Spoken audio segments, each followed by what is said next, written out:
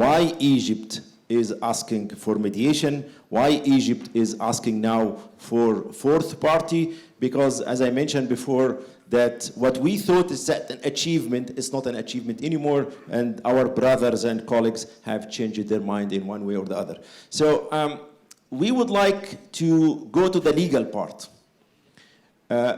We signed a document that's called the DOB, or the Declaration of Principles, that has 10 points, but 2 of the most important ones are the cause of significant harm, which we are trying to avoid. And I think Iliko and Hisham showed already that there is a significant harm when it comes to the dry period, and there is non-cooperation between the countries. There will be significant harm that we try to avoid based on the DOP. And there is also another paragraph is talking about the principle of equitable and reasonable utilization that we would like to understand what does it mean, and also what's happening in the media over the last couple of weeks, and the statements that we receive about the sovereignty, that our proposal is inferring the sovereignty of Ethiopia. And here I would like to invite our expert in the legal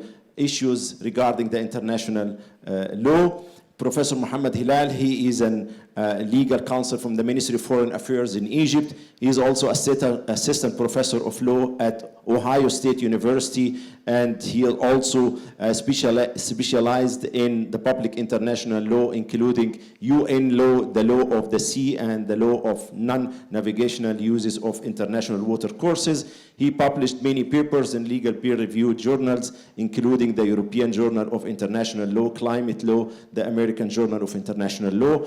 He was a lecturer on law at Harvard Law School. He also teaching at the University of Ain Shams at the American University in Cairo. Professor Helal, the floor is yours.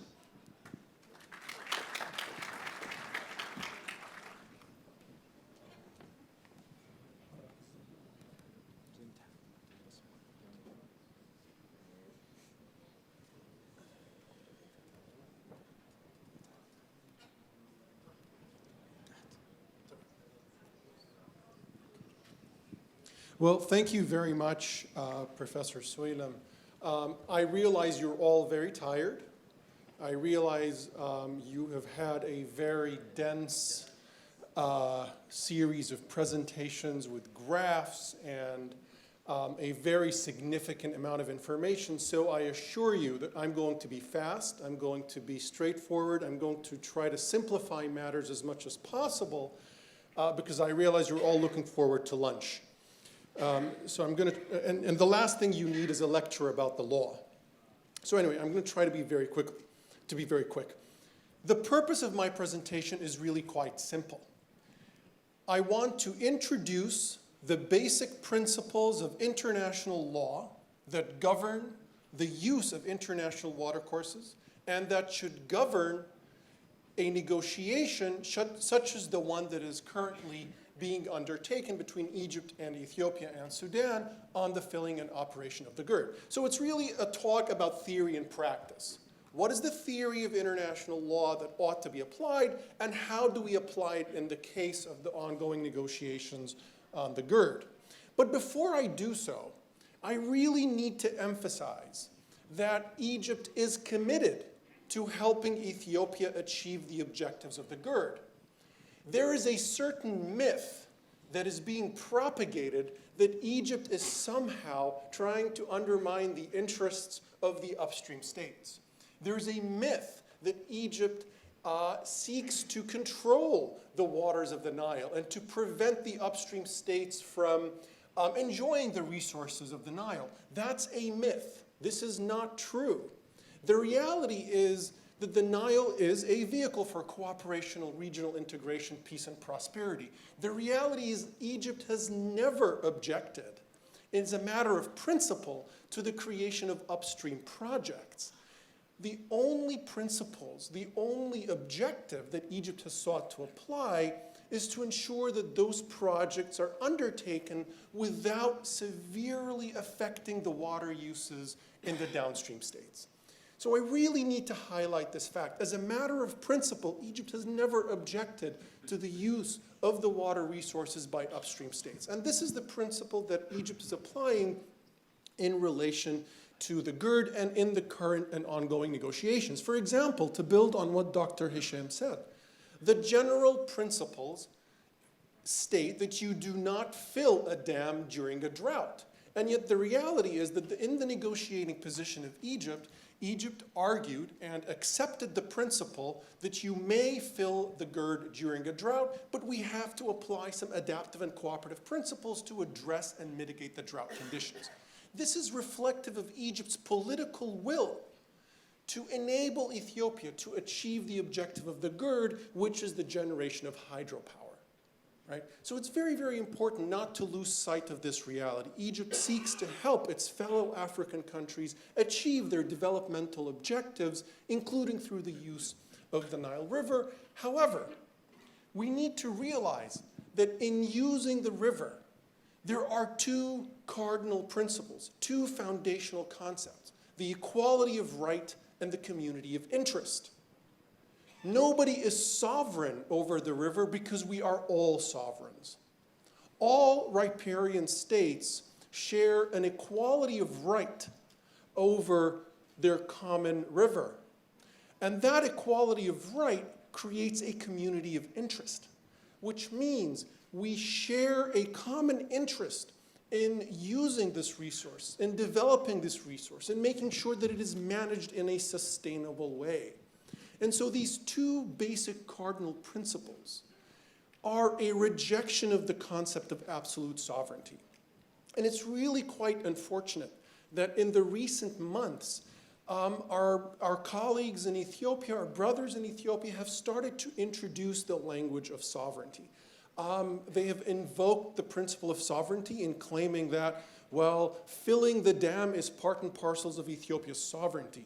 That the operation of the dam is part of Ethiopia's sovereignty. As Dr. Hisham noted, Ethiopia has rejected the presence of foreign, specifically Egyptian, experts in the GERD by invoking sovereignty. We really think this is a very unfortunate position, especially that in our proposal, in the Egyptian proposal, Egypt invited Ethiopian experts to have an office at the High Dam in Aswan in a show of good faith, goodwill, and transparency.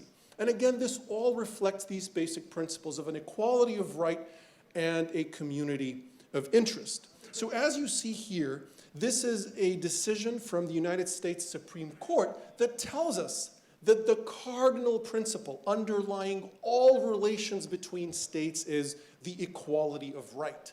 Each state stands on the same level with all the rest, which means no particular country in a shared river basin has a priority over the other.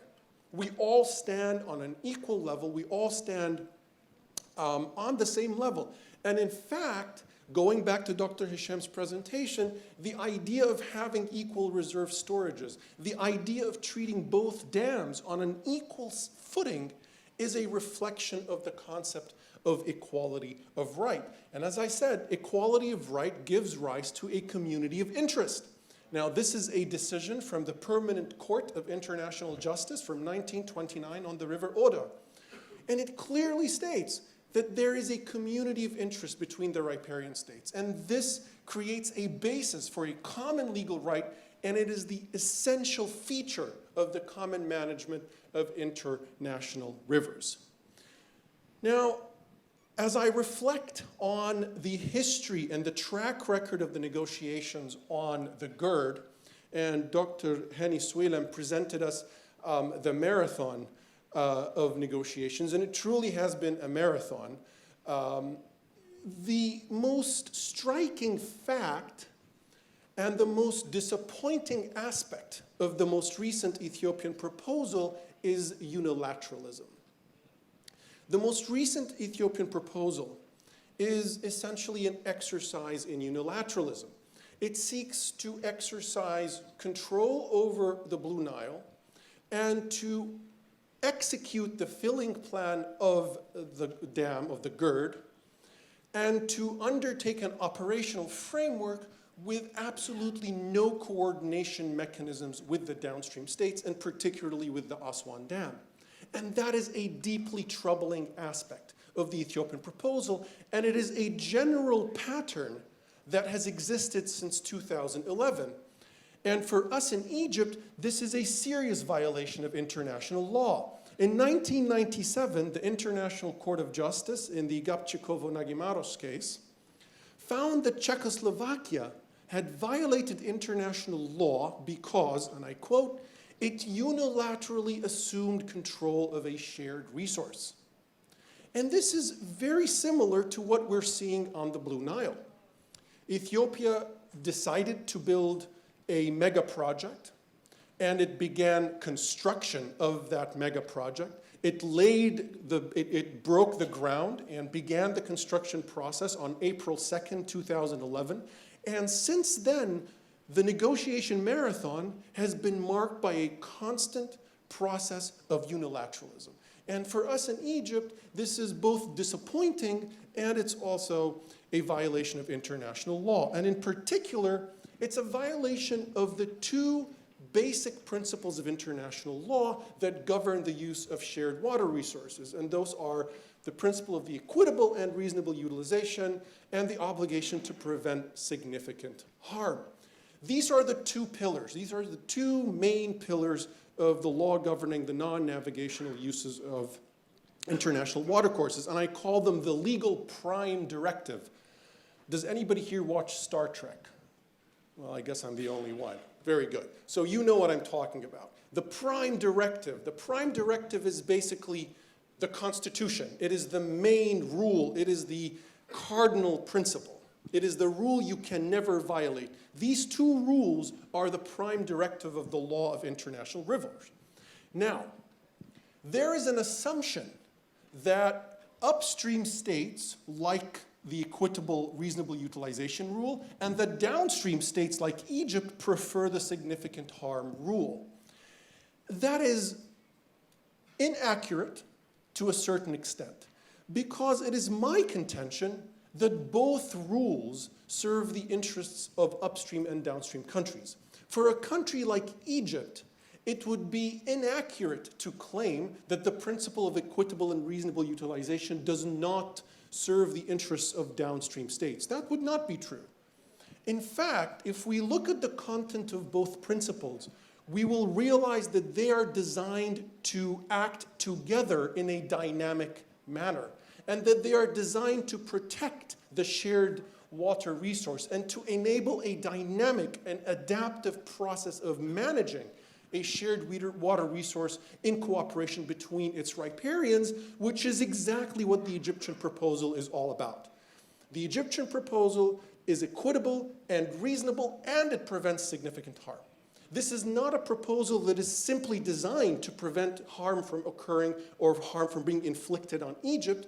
It is a reasonable and equitable proposal that also prevents the infliction of significant harm. And in fact, if we look at the indicators or the factors that constitute the principle of equitable and reasonable utilization, most of these factors actually support and protect the rights of a country like Egypt. The social and economic needs of the watercourse states means the extent of the dependency, the economic and social dependency of the watercourse state on the river. The population dependent, there, as the earlier speakers noted, there is no country that has a higher dependency rate than Egypt. The effects of the use or uses, the existing and potential uses, virtually every one of these principles, virtually every one of these factors provides a measure of protection for downstream states, but it also enables the upstream states to pursue their developmental objectives. So this is the first principle. The second is the obligation to prevent significant harm. So what does it actually mean? It means that a state planning to undertake a project on a shared river is required to exercise due diligence to ensure that its use or its project does not intentionally or negligently cause harm on its co-riparians. And I have to be honest with you, this is where we are most troubled. This is where the GERD is causing us significant concerns. In 2013, as Dr. Hani noted, an international panel of experts issued a very troubling report on the GERD. It is a report that causes very serious concerns to the downstream states. It is a report that cast important doubt over the safety of the dam, over the geotechnical specifications of the dam, over its ability to withstand floods, over the level 1 designs, over the hydrological studies, over the social and economic impacts of the dam. In other words, virtually every aspect of the GERD project has been criticized by the International Panel of Experts. And what that means is Ethiopia did not undertake its due diligence. That is our primary concern when it relates to the GERD. And in fact, these are some excerpts, these are some parts, these are quotes from the International Panel of Experts report. It tells us that the hydrological studies by Ethiopia were, quote, very basic. Again, this is not an Egyptian report. It's not even a Deltares report. It is an independent panel of experts report that told us that the GERD studies were very basic and were not yet at a level of detail, sophistication, and reliability that would befit a development of this magnitude. The Transboundary Environmental Impact Assessment report is, quote, too general to provide any effective basis for quantitative impact assessment. This is an incredibly serious indictment of the Ethiopian approach, of the Ethiopian modus operandi. It tells you, quote, the potential downstream impacts resulting from the reservoir's first impoundment and actual operation strategy have not been adequately addressed. And as of this moment, as of today, none of these matters have been adequately addressed. None of these studies have been conducted. None of these essential critical faults in the Ethiopian strategy have been addressed, and that is what concerns us most in Egypt, and this is what represents a clear violation of the international principle of preventing the causing of significant harm through executing due diligence studies. So this is where we are right now. Ethiopia has potentially violated a number of critical and cardinal principles of international law. But today we are in the midst of a negotiation. We are in the midst of a discussion about how to fill and operate a dam and how to ensure that this new project that's going to be introduced into the system is not going to inflict significant harm on a downstream state. And so under international law, what we have today is what is called a conflict of uses, in the sense of that we have one proposed project that is going to be imminently introduced into the system and an existing project, namely the Aswan High Dam. And this is the language of the International Law Commission. In such a case, international practice recognizes that some adjustments and accommodations are required to preserve each watercourse state's equality of right. The Egyptian proposal that was presented to Sudan and Ethiopia is exactly what is required here. It presents adjustments and accommodations. The term adaptive and cooperative filling and operation is essentially an application of this concept of having adjustments and accommodations. But as we do so, as we engage in a process of adjustments and accommodations, as we introduce measures for drought mitigation, as we introduce measures that would enable Ethiopia to fill the GERD while ensuring that Egypt does not experience water shortages, we have to recognize something very important. And that is, according to international law, and this is a quote from the United States Supreme Court in the case of Colorado versus New Mexico, the equity supporting the protection of existing economies will usually be compelling. And there's a good reason for this. It's because the harm from disrupting an established use is much more quantifiable. It's much more certain. It's much more immediate than the potential speculative benefits that are going to accrue to the new project. And what this basically means is this. The principle of significant harm and the principle of protecting existing uses has a degree of priority over the principle of equitable utilization, in the sense of, as we seek to apply equitable and reasonable utilization, we have to realize that, and I again quote, the equity supporting the protection of existing economies will usually be compelling, which means that as we proceed in these negotiations, and as we reach a formula that is balanced and fair and mutually beneficial, we need to go back to applying an adaptive and cooperative approach. This is the only formula that would enable both countries to achieve their objectives, but that would also comply with international law. It's an approach that would reflect and adapt to the hydrology of the river. It is an approach that would enable cooperating between the two major projects in cases of droughts, so as to ensure that downstream states, and particularly Egypt, do not experience water shortages. I promise to be short, so I'll end here. Thank you.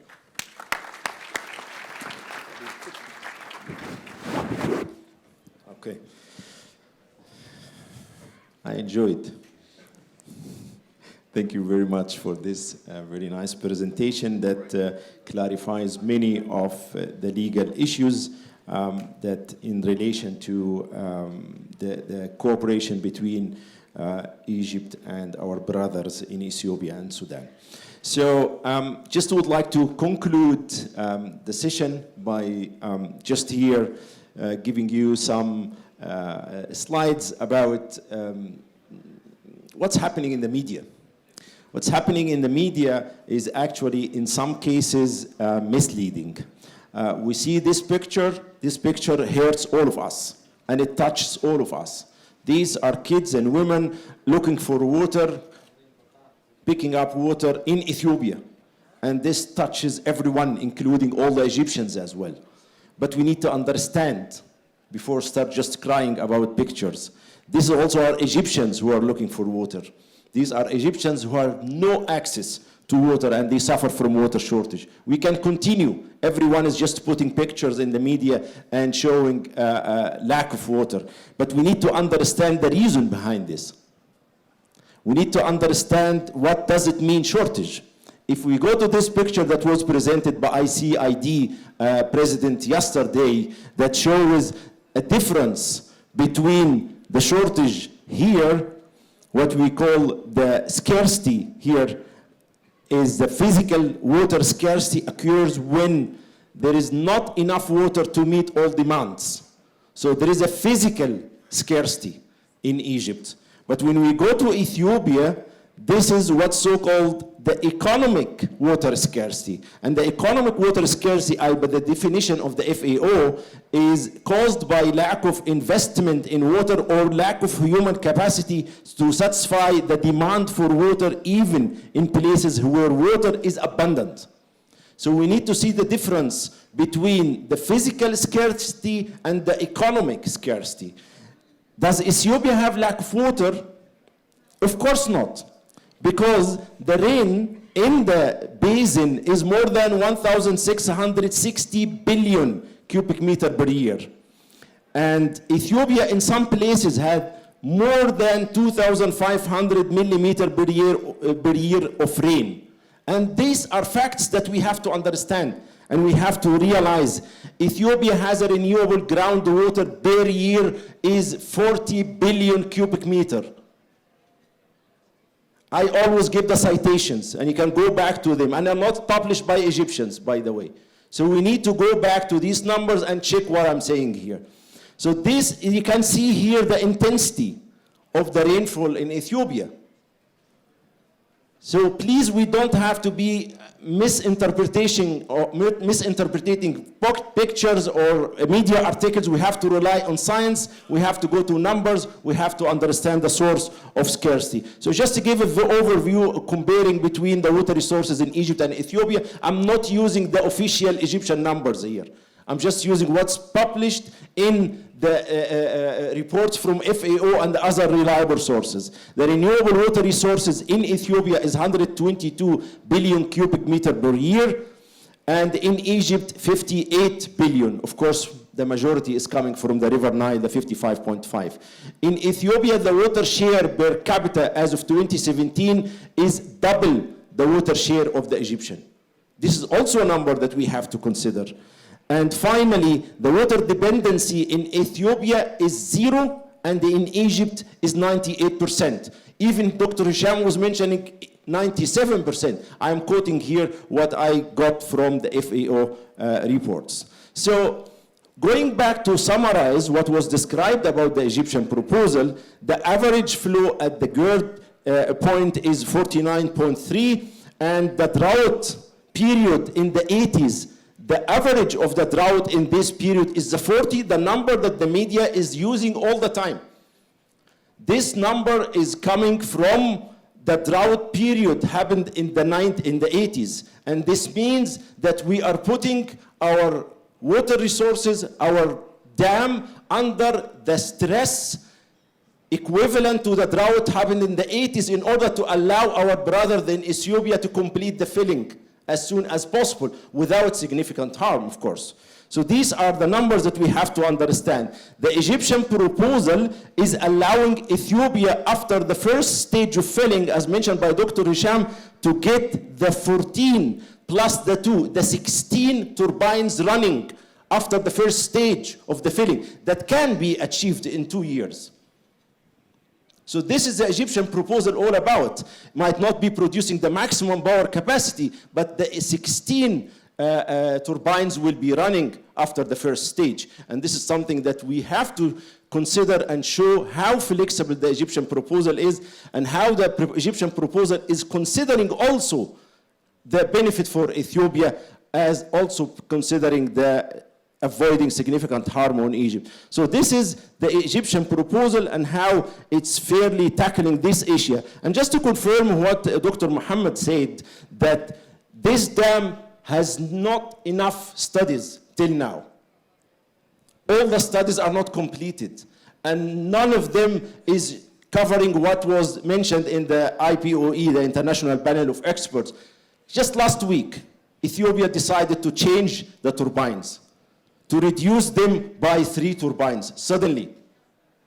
How can you imagine a mega project like this throughout the whole process, and not the first time, changing the design throughout the whole process, and the dam is almost 70% completed, and you're still changing the design. So these are, go to the media, Google, and you will find what I'm saying. So this is the Egyptian proposal all about, and I just like to conclude with the statement from Professor Bissau, when he said, if the world faces a crisis, it will not be due to the physical scarcity of water, but it will be due to the sheer mismanagement of water. Thank you very much. I hope you enjoyed this session.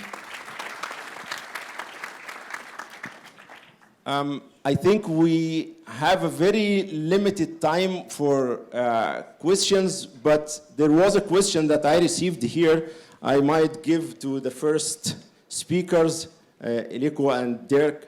It's about the normal number of years for such a negotiation. I mean, one of the podium is asking, is too long a marathon of negotiation? In your experience in Europe, how long such situations will take? Will take 5 years, 10 years or more? This is the first part. And how do you find, as a neutral person, the situation now? How do you see it, and how do you see the exit? Maybe, I don't know, you or Ilko can take this question. Yeah, thank you for the question. Yeah. Water resources management need patience. The processes that have to be engaged are not years, I would say decades.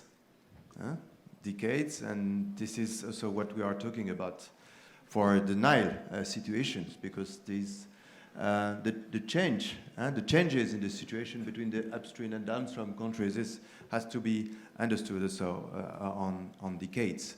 So the implementation of the Water Framework Directive, for example, is based on cycles of 6 years each.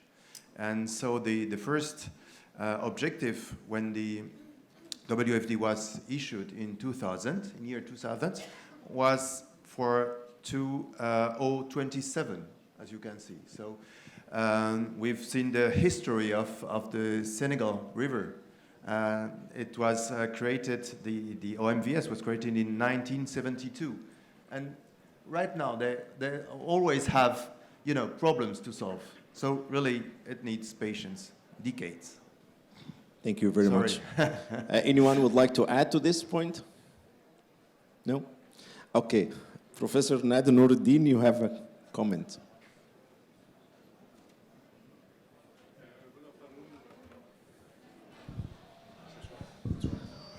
Good afternoon, everyone. The first question is for all. What is the definition of significant hazard so far? This is a flexible definition and flexible item, and we can catch in what is the significant, what we can see as significant hazard. Maybe Ethiopian side consider as a non-significant hazard. This is special for Professor Mohamed Helal.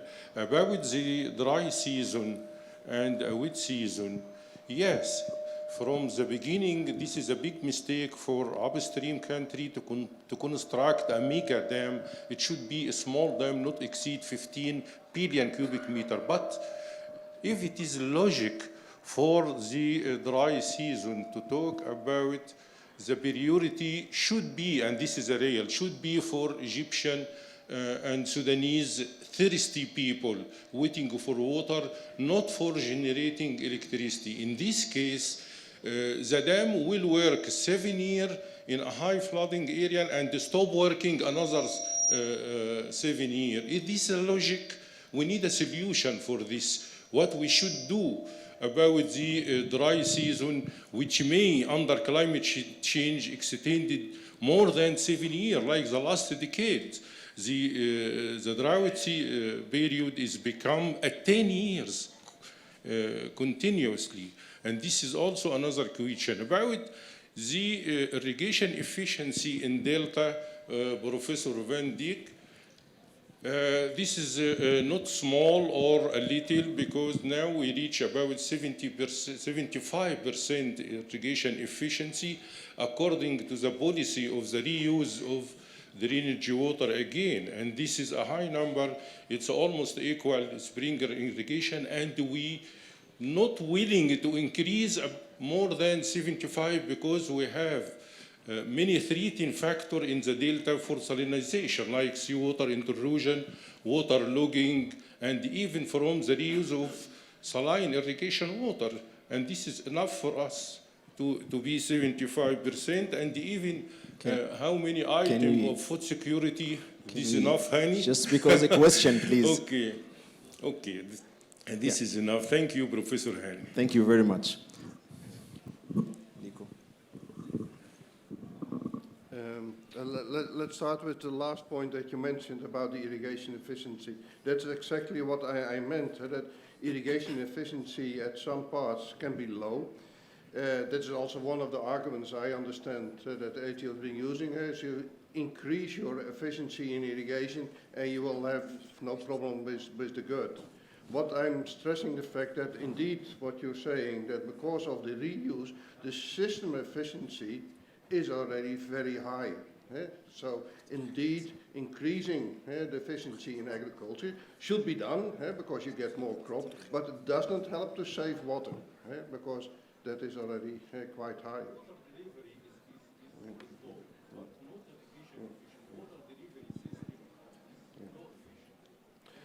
The other question in this about what is significant harm, yes, that there are scientific congresses in transboundary water about what is significant harm. I cannot give an answer, but that's why I'm stressing the fact that We are talking not only about the 43 billion cubic meter or whatever, you talk about the amount of money that is needed to buy additional food. You talk about employment, you talk about irrigation area taken out of production. And if you look at those numbers, it will be easily to understand that even without a definition, that there is significant harm for Egypt.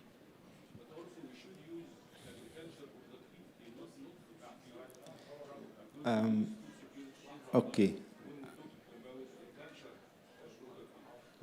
Thank you, Professor Nader Noordin. Professor Khaled Abu Zaid from Sidari, he has also a point. Thank you very much, Dr. Hani, and I would like to thank all the speakers, very wonderful speeches. My question to Dr. Hisham and to Dr. Elko, have you studied the feasibility of Ethiopia being able to provide this minimum flow of 40 or guaranteed flow of 40 billion cubic meters per year? And you mentioned the impacts of the Ethiopian proposal, but you didn't mention the impacts of the Egyptian proposal also. I'm sure there is some other impacts as well. For Professor Elko, the seepage, I didn't see the impact of, or the seepage losses. You mentioned the impact on the evaporation losses, but not the seepage losses. And finally, we saw that the Ethiopian proposals talked about a first stage and a second stage of 4.5 and 13.5 billion cubic meters per year. But did they ever propose that the filling will be to the 74 billion cubic meters per year? Because I haven't seen in any operation of a dam in its first filling to go up and fill the whole capacity of the dam. When we started the highest one dam, we didn't say that we are going to fill the dam until the level of 182 meters, which is the full capacity of the highest one dam. In fact, it doesn't reach that level of storage except in a few years, maybe once or twice during the last 100 years or so. So it's not feasible, what I'm saying, to fill the whole dam and consider that as the first filling, as it's mentioned in the Declaration of Principles, and then operate at that high level. This will incur a lot of evaporation losses and seepage losses, which will affect downstream dramatically. Thank you very much. Thank you very much. Maybe we'll start with Professor Hisham Bkhit. Thank you very much for your questions, Professor Khaled. So I'll start with the first questions, which is address the feasibility of the 40. So yeah, we done several trials with different numbers that's all cover all the spectrum, 40 and above and low. And what we have learned is that just depending on the minimum guarantee as a sole indicator is not sufficient.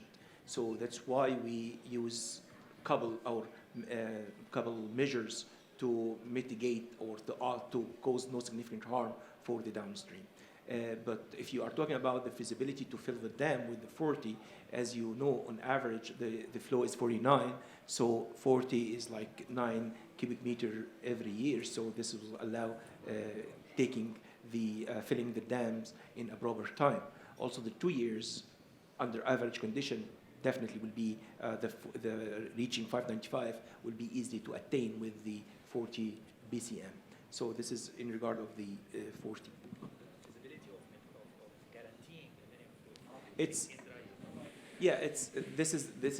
this is from here come the word guarantee, and this is another issue of debate, because as you know, guarantee that's if the flow is less than this value, so you have to release from the stored water, where if the flow is above this value, you have to take all the water. So that's why we come the word guarantee. So it's guarantee up to a certain level. It's guarantee up to reach to the shutdown level. But after that, there is no guarantee. That's why you start to use the strategic storage and you start to have water shortages. And that's why, as I said, in the Egyptian proposal, even though if you apply all the mitigations, if a drought like 80s occur, then you have water shortages. So it will not be able to guarantee, it will not generate a water from nothing, you know. So you will just start to use, so it's guarantee as long as the conditions allow. After this, you will start to use all the water, then you have water shortages. And without GERD, as you know, if the 80s have to occur again, then we will have water shortages. So in every cases, you have water shortages, and you have to manage these shortages. And the only things that we are trying is not to put these shortages very high and very huge that make the impacts is very significant. Going back to the seepage questions, yes, seepage was considered, but unfortunately, as Dr. Helal said, in the IPWE, there are a lot of studies are missing. One of these studies are the real geological and boreholes and data that could assess the seepage exactly. So there are estimates of the seepage, wide spectrum, but there are some values about seepage. So in general, the seepage is already considered. And I'll leave Professor Elko maybe to elaborate more on this. And looking to the filling of the full dam, this is coming from the word stages. So we are on the same line in this. So we are saying in stages, and according to the hydrology, to be adaptive to hydrology. If it is very wet, for instance, just to have the other extreme, if it is very wet, there is no harm to go higher, and if it is dry and the condition, the critical level is approaching, then you have to decelerate. So from here we got the concept of stages, not years, and the concept of adaptive to the hydrology. You may accelerate or decelerate accordingly. It is definitely after reaching 595, it will start generate the electricity from the full turbines. Not maybe in the other counter, you will hear an argument that it is not, 595 is not the optimum level of power generation, but still generate a lot of power. That is, from here, we are talking about, that is what we are saying. Even though, if you apply the Egyptian proposal, the reduction in hydropower in High Aswan, in GERD, will not in any level be compared to the losses that we are experiencing. That's why we are seeing our proposal is reasonable and just trying to get all the benefits and not looking to the downstream is not reasonable. So we thank you very much. Would like to add something, Elko? No. About the seepage, yes, we have taken seepage into account. The seepage at the gut itself during initial filling, there will be a loss through seepage. We have taken account of seepage in Sudan, also in Egypt itself. While that is a tricky business, but from the water balance, we have made estimates of for the seepage in Sudan and in Egypt. Okay. Tricky because part of the seepage is being used again for irrigation by shallow groundwater withdrawal, and we considered seepage in the delta to account also for the salinity issue. Okay. We are 30 minutes behind the time, but I have 3 questions in the room. My request that the question is a question or a comment is a comment. Please, Dr. Hisham, Dr. Dayal Osi, and our friend. So you start from Dr. Hisham and then Dr. Dayal Osi, and then yourself, and then we close. Thank you, Dr. Hani. Very quickly, I'm just gonna throw the first question for everybody on the stage, and anybody can jump into this. I did not hear anybody talking about the geologic impacts. According to the plate tectonics theory, we are aware that there exist a lot of plates and a lot of plate boundaries. There exists a very significant plate boundary in the Red Sea, which is extended on annual basis.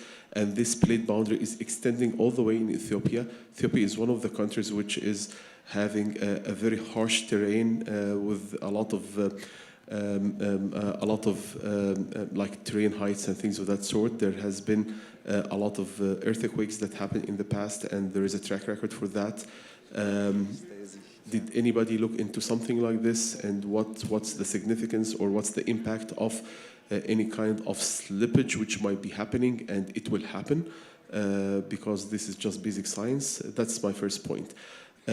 Speaking about the flow data that was presented by Professor Elko, you showed us 100+ years of flow data, and you showed us the anomalous behavior where you're showing the wet season and the dry seasons, and then you highlighted very specific years which is very dry.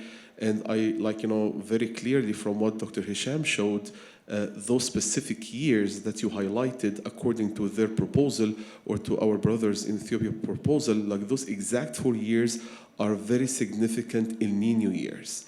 Those specific years are very significant El Nino years. So it is very clear that there is a frequency component in there of the physical system which was not presented in this flow data. If you decompose the data into different frequencies,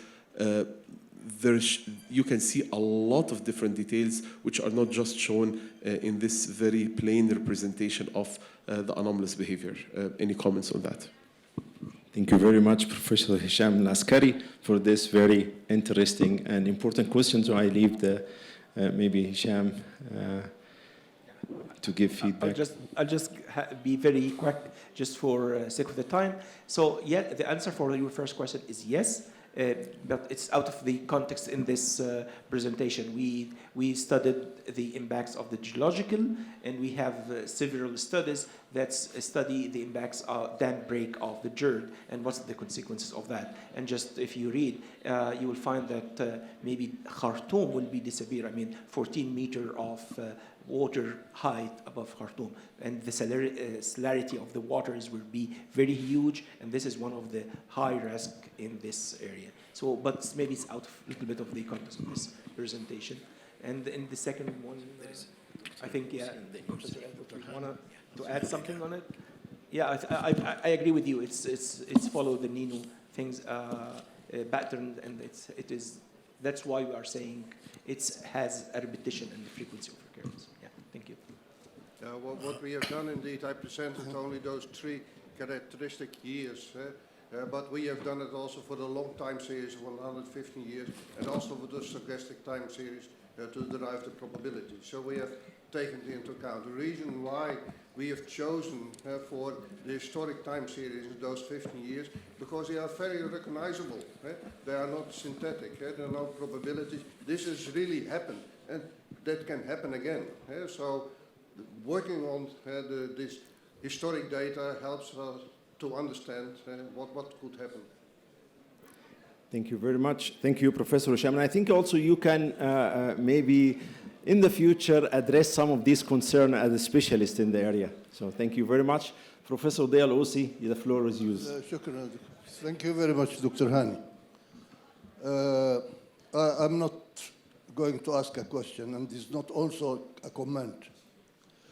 It's a quotation from one of the old Sudanese politicians, the Prime Minister Sadiq al-Mahdi. He was quoted recently saying that he wished that nobody is pushing the Egyptians to 2 difficult alternatives. Alternative number 1 is to have scarcity, water shortages, famine, and probably starvation. And the alternative number 2 is to have enemyship with some of his neighbors. Can the panel comment on this quotation, please? Thank you very much.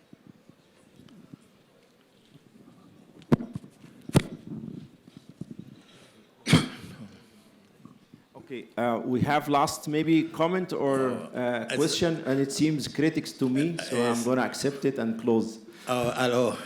My question, Usman Mustafa, my question to Dr. Hani Aslan, I'm just asking about the reliability of this information concerning that the Ethiopian reduction of the turbine from 16 to 13. I already read about this, and this will what is the reality of this? Is there any information for about this point? If you Google it without going into detail, just Google it now. And the last news from the last 3-4 days from the manager of the GEARD project, who is the guy, the executive manager, and the Minister of Water Resources also commented on the same issue. So the information I give in this session, very reliable, and trust me. I read it. Me also, I read this information. So I'm just asking, is there any effort from the other countries downstream to get this information from Sweden, because this is very critical in the operation of the dam in future. So, yeah, that's what we are trying to do, is to collaborate, to share knowledge, and we are not successful so far. Thank you very much for all of you, for your patience. I'm very sorry for the delay, but the importance of the session had pushed me to continue to finish all the comments and discussion. Thank you very much. The speakers are here if you would like in the break to discuss with them.